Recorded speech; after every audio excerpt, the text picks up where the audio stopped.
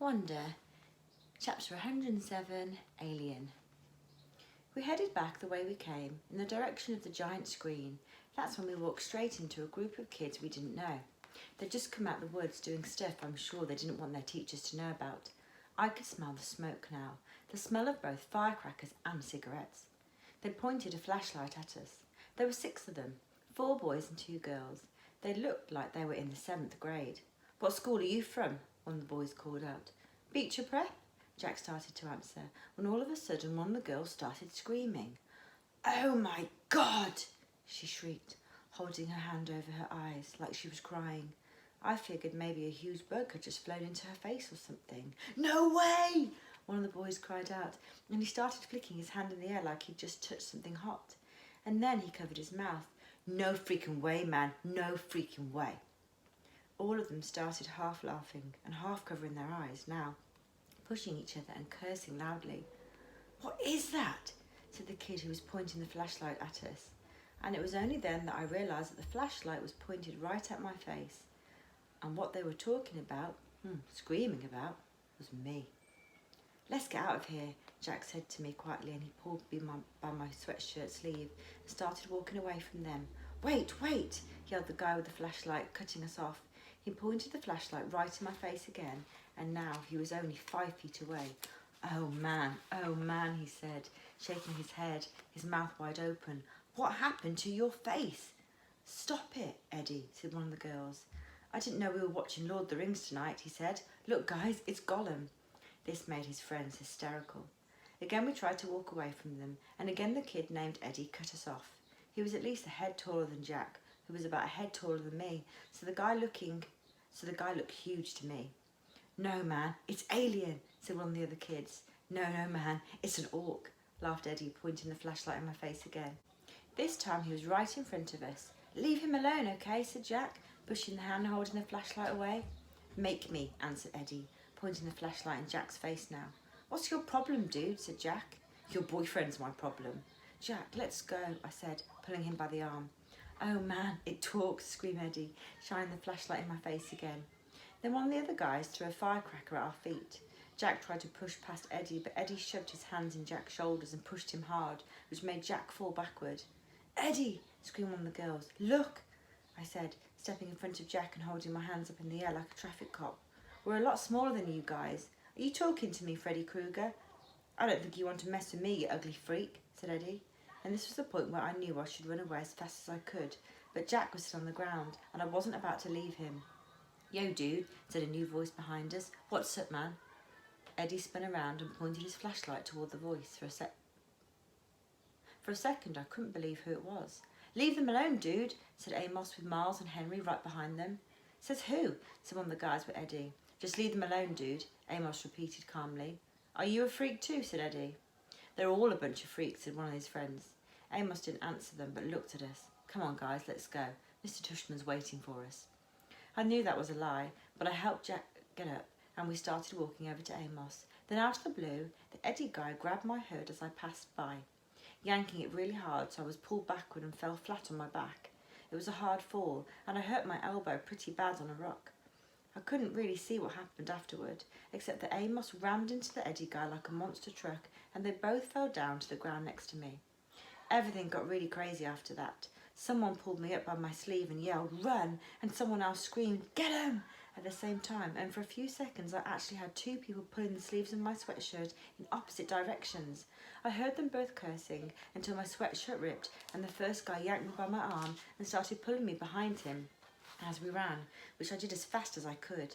I could hear footsteps just behind us, chasing us, and voices shouting and girls screaming, but it was so dark I didn't know whose voices they were, only that everything felt like we were underwater. We were running like crazy, and it was pitch black, and whenever I started to slow down, the guy pulling my arm would yell, "Don't stop!" Chapter 108, Voices in the Dark. Finally, after what seemed like forever of running, someone yelled, "I think we lost them." "Amos?" "I'm right here," said Amos's voice a few feet behind us.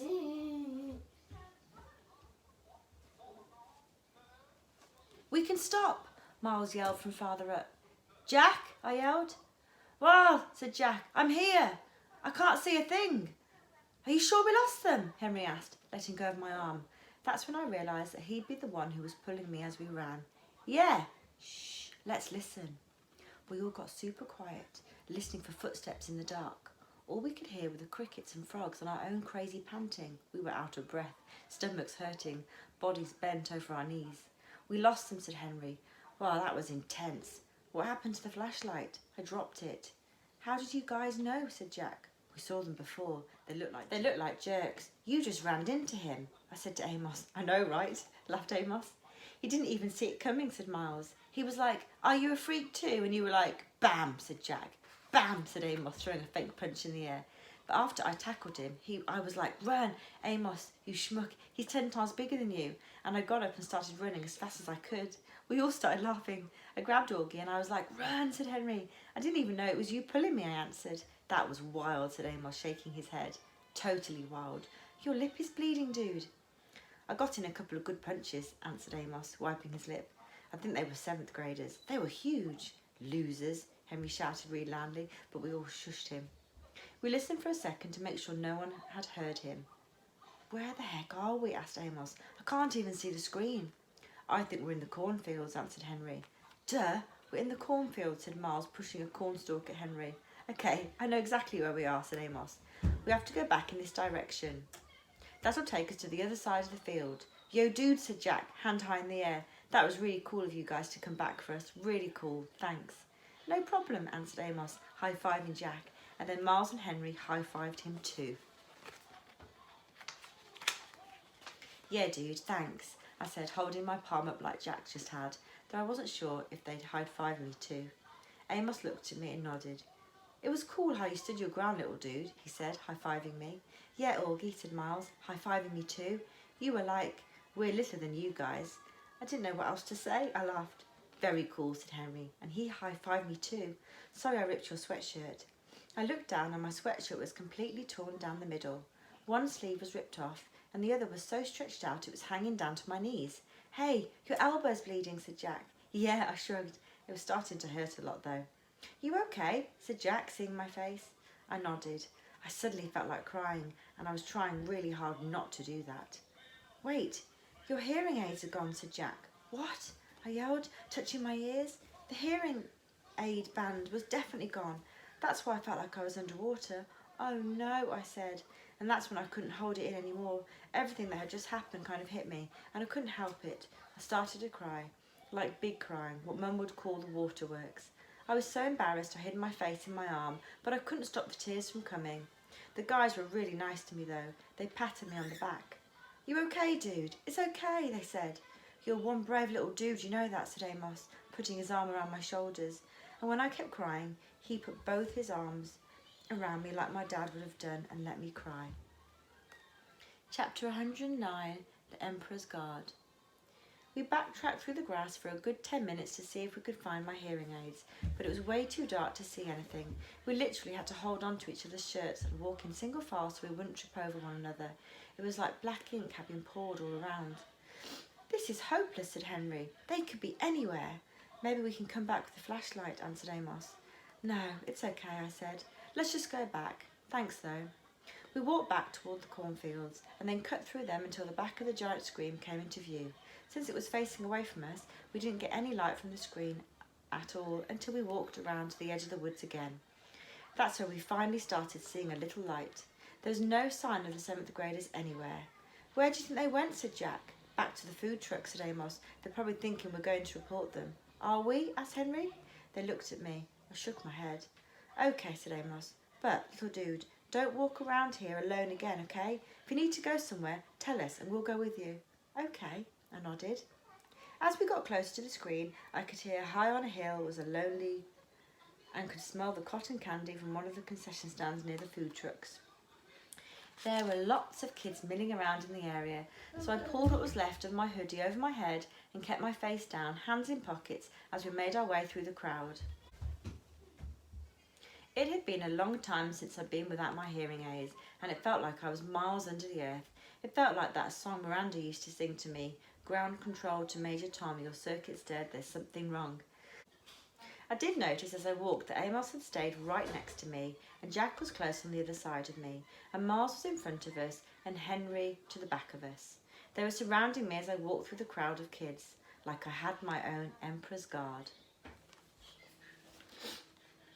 Chapter 110, Sleep. Then they came out of the narrow valley, and at once she saw the reason. There stood Peter and Edmund and all the rest of Aslan's army fighting desperately against the crowd of horrible creatures whom she had seen last night. Only now, in the daylight, they looked even stranger and more evil and more deformed. I stopped there. I'd been reading for over an hour, and sleep still didn't come. It was almost 2 a.m. Everyone else was asleep. I had my flashlight on under the sleeping bag, and maybe the light was why I couldn't sleep, but I was too afraid to turn it off. I was afraid of how dark it was outside the sleeping bag. When we got back to our section in front of the movie screen, no one had even noticed we'd been gone. Mr. Tushman and Miss Reuben and Summer and all the rest of the kids were just watching the movie. They had no clue how something bad had almost happened to me and Jack. It's so weird how that can be. How you could have a night that's the worst in your life, but to everybody else it's just an ordinary night. Like on my calendar at home, I'd mark this as being one of the most horrific days of my life. This and the day Daisy died. But for the rest of the world, this was just an ordinary day. Or maybe it was even a good day. Maybe somebody won the lottery today. Amos, Miles and Henry brought me and Jack over to where we'd been sitting before, with Summer and Maya and Reed, and then they went and sat where they'd been sitting before, with Xmina and Savannah and their group. In a way, everything was exactly as we had left it before we went looking for the toilets. The sky was the same, the movie was the same, everyone's faces were the same, mine was the same. But something was different. Something had changed. I could see Amos and Miles and Henry telling their group what had just happened. I knew they were talking about it because they kept looking over at me while they were talking. Even though the movie was still playing, people were whispering about it in the dark. News like this spreads fast. It was what everyone was talking about on the bus ride back to the cabins. All the girls, even girls I didn't know very well, were asking me if I was okay. The boys were all talking about getting revenge on the group of 7th grade jerks, trying to figure out what school they were from. I wasn't planning on telling the teachers about any of what had happened, but they found out anyway. Maybe it was the torn sweatshirt and the bloody elbow, or maybe it's just that teachers hear everything. When we got back to the camp, Mr. Tushman took me to the first aid office, and while I was getting my elbow cleaned and bandaged up by the camp nurse, Mr. Tushman and the camp director were in the next room talking with Amos and Jack and Henry and Miles, trying to get a description of the troublemakers. When he asked me about them a little later, I said I couldn't remember their faces at all, which wasn't true. It's their faces I kept seeing every time I closed my eyes to sleep. The look of total horror on the girl's face when she first saw me. The way the kid with the flashlight Eddie looked at me as he talked to me like he hated me. Like a lamb to the slaughter. I remember Dad saying that ages ago, but tonight I think I finally got what it meant. Chapter 111, Aftermath. Mum was waiting for me in front of the school along with all the other parents when the bus arrived. Mr. Tushman told me on the bus ride home that they had called my parents to tell them there had been a situation the night before, but that everyone was fine. He said the camp director and several of the counsellors went looking for the hearing aid in the morning while we all went swimming in the lake, but they couldn't find it anywhere. Broadwood would reimburse us the cost of the hearing aids, he said. They felt bad about what happened. I wondered if Eddie had taken my hearing aids with him as a kind of souvenir, something to remember the Orc. Mum gave me a tight hug when I got off the bus, but she didn't slam me with questions like I thought she might. Her hug felt good, and I didn't shake it off like some of the other kids were doing with their parents' hugs. The bus driver started unloading our duffel bags, and I went to find Mum and Mum while Mum talked to Mr. Tushman and Miss Reuben, who had walked over to her. As I rolled my bag toward her, a lot of kids who don't usually say anything to me were nodding hello or patting my back as I walked past them. "Ready?" Mum said when she saw me. She took my duffel bag and didn't even try to hold on to it. I was fine with her carrying it. If she had wanted to carry me on her shoulders, I would have been fine with that too, to be truthful. As we started to walk away, Mr. Tushman gave me a quick, tight hug, but didn't say anything. Chapter 112, Home. Mum and I didn't talk much the whole walk home, and when we got to the front stoop, I automatically looked in the front bay window because I forgot for a second that Daisy wasn't going to be there like always, perched on the sofa with her front paws on the windowsill, waiting for us to come home. It made me kind of sad when we walked inside. As soon as we did, Mum dropped my duffel bag and wrapped her arms around me and kissed me on my head and my face like she was breathing me in. "It's okay, Mum, I'm fine," I said, smiling. She nodded and took my face in her hands. Her eyes were shiny. "I know you are," she said. "I miss you so much, Augie." "I miss you too." I could tell she wanted to say a lot of things, but she was stopping herself. "Are you hungry?" she asked. "Starving. Can I have grilled cheese?" "Of course," she answered, and immediately started to make the sandwich while I took my jacket off and sat down at the kitchen counter. "Where's Via?" I asked. "She's coming home with Dad today." "Boy, did she miss you, Augie," Mum said. "Yeah, she would have liked the nature reserve, you know." "You know what movie they played too? The Sound of Music." "You'll have to tell her that." "So do you want to hear about the bad part or the good part first?" I asked a few minutes, leaning my head on my hand. "Whatever you want to talk about," she answered. "Well, except for last night, I had an awesome time." I said, it was awesome, just awesome. That's why I was so bummed. I feel like they ruined the whole trip for me." "No, sweetie, don't let them do that to you. You were there for more than 48 hours, and that awful part lasted 1 hour. Don't let them take that away from you, okay?" "I know," I nodded. "Did Mr. Tushman tell you about the hearing aids?" "Yes, he called us this morning." "Was Dad mad? Because they're so expensive." "Oh my gosh, of course not, Augie. He just wanted to know that you were all right. That's all that matters to us. And that you don't let those thugs ruin your trip." I kind of laughed at the way she said thugs. "What?" she asked. "Thugs," I teased her. "That's kind of an old-fashioned word." "Okay, jerks, morons, imbeciles," she said, flipping over the sandwich in the pan. "Cretinos, as my mother would have said. Whatever you want to call them. If I saw them on the street, I would..." She shook her head. "They were pretty big, Mum," I smiled. "7th graders, I think." She shook her head. "7th graders? Mr. Tushman didn't tell us that. Oh my goodness." "Did he tell you how Jack stood up for me?" I said. "And Amos was like, bam, he rammed right into the leader. They both crashed to the ground like in a real fight. It was pretty awesome. Amos's lip was bleeding and everything. He told us there was a fight, but," she said, looking at me with her eyebrows raised, I'm just so grateful that you, Amos and Jack are fine. When I think about what could have happened..." She trailed off, flipping the grilled cheese again. "My Montauk hoodie got totally shredded." "Well, that could be replaced," she answered. She lifted the grilled cheese onto a plate and put the plate in front of me on the counter. "Milk or white grape juice?" "Chocolate milk, please." I started devouring the sandwich. "Oh, can you do it that special way you make it with the froth?" "How did you and Jack end up at the edge of the woods in the first place?" she said, pouring the milk into a tall glass. "Jack had to go to the bathroom," I answered, my mouth full. As I was talking, she spooned the chocolate powder and started rolling a small wisp between her palms really fast. But there was a huge line and he didn't want to wait, so we went towards the wood to pee.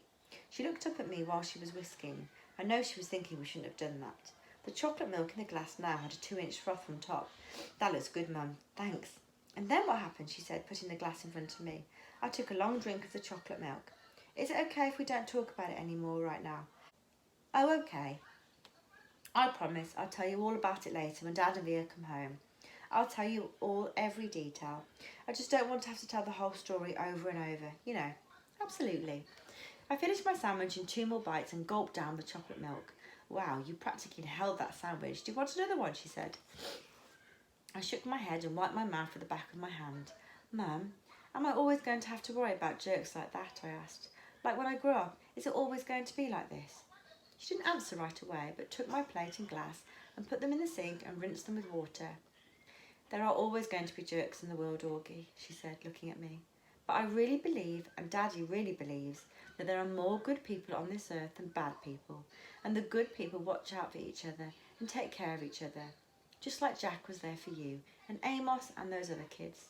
"Oh yeah, Miles and Henry," I answered. "They were awesome too. It's weird because Miles and Henry haven't even really been very nice to me at all during this year." "Sometimes people surprise us," she said, rubbing the top of my head. "I guess. Want another glass of chocolate milk?" "No, I'm good," I said. "Thanks, Mum. Actually, I'm kind of tired. I didn't sleep too good last night. You should take a nap. Thanks for leaving me, Babu, by the way." "You got my note?" She smiled. "I slept with him both nights." She was just about to say something else when her cell phone rang and she answered. She started beaming as she listened. "Oh my goodness, really?" "What kind?" she said excitedly. Yep, he's right here. He was about to take a nap. Want to say hi? Oh, okay. See you in 2 minutes. She clicked it off. That was Daddy, she said excitedly. He and Via are just down the block. He's not at work, I said. He's left early because he couldn't wait to see you, she said. So don't take a nap quite yet. 5 seconds later, Dad and Via came through the door. I ran into Dad's arms and he picked me up and spun me around and kissed me.